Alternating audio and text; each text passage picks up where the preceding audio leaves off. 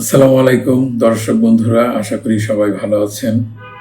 বুঝতে পারতেছেন এখন এই মুহূর্তে বাংলাদেশের উপর দিয়ে শৈত্যপ্রবাহ যাচ্ছে।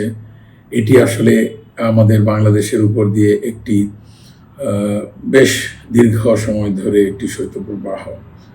আসলে এই শীতের মধ্যে আমি আগেও বলেছি কয়েকটি রোগের কথা, কয়েকটি রোগের প্রাদুর্ভাবের কথা।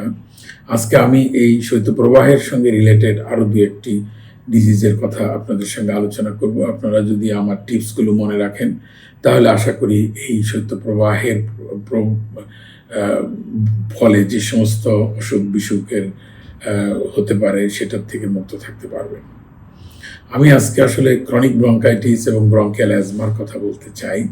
যদিও আমি বিভিন্ন সময়ে এই দুটি রোগ সম্বন্ধে কিছুটা হলেও টাচ দিয়েছিলাম আপনাদের কাছে।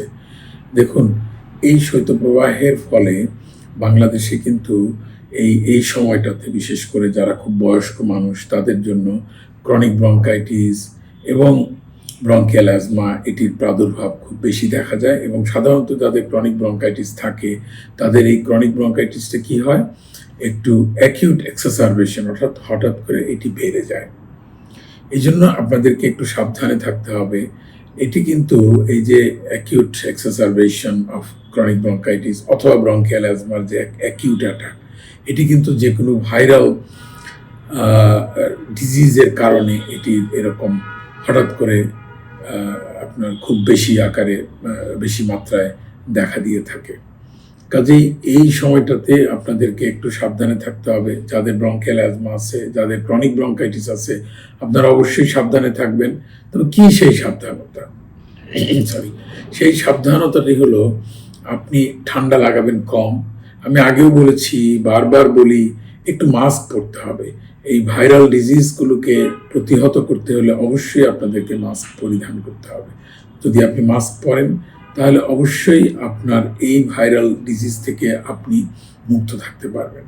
অনেক সময় দেখা যায় ব্যাকটেরিয়াল ডিজিজের কারণেও আপনার ক্রনিক ব্রঙ্কাইটিস অথবা ব্রঙ্কিয়াল অ্যাজমা সেটি এরকম অ্যাকিউটলি অর্থাৎ হঠাৎ করে এটির প্রাদুর্ভাব বেড়ে যেতে পারে। কাজে আপনাদেরকে অবশ্যই এই সমস্ত ব্যাকটেরিয়াল ভাইরাল ডিজিজ থেকে নিজেকে মুক্ত রাখতে হবে। তবে সাধারণত দেখা যায় যে এই সমস্ত ডিজিজগুলো একটু জ্বর দিয়ে আপনার কাছে আসে, এবং এটির লক্ষণ হিসেবে যদি দেখি জ্বর হচ্ছে, শ্বাসকষ্টটা হঠাৎ করে বেড়ে গেল, তখনই মনে করতে হবে যে আপনার এই অ্যাকিউট এক্সাসারবেশন হয়েছে। তো এটির জন্য কিন্তু সঙ্গে সঙ্গে আপনাকে অ্যান্টিবায়োটিক খেতে হবে। অ্যান্টিবায়োটিক এটি আপনার ডাক্তার আপনাকে প্রেসক্রাইব করে দিবেন। আর আপনাকে অবশ্যই ওই যে সমস্ত নিয়মকানুনগুলো আছে, যে মাস্ক পরা, মাস্ক পরিধান করবেন, গরম পানির ভাপটা একটু নিঃশ্বাসের সঙ্গে টানবেন, তাহলে আপনার অবশ্যই দেখবেন যে আপনি ভালো থাকছেন।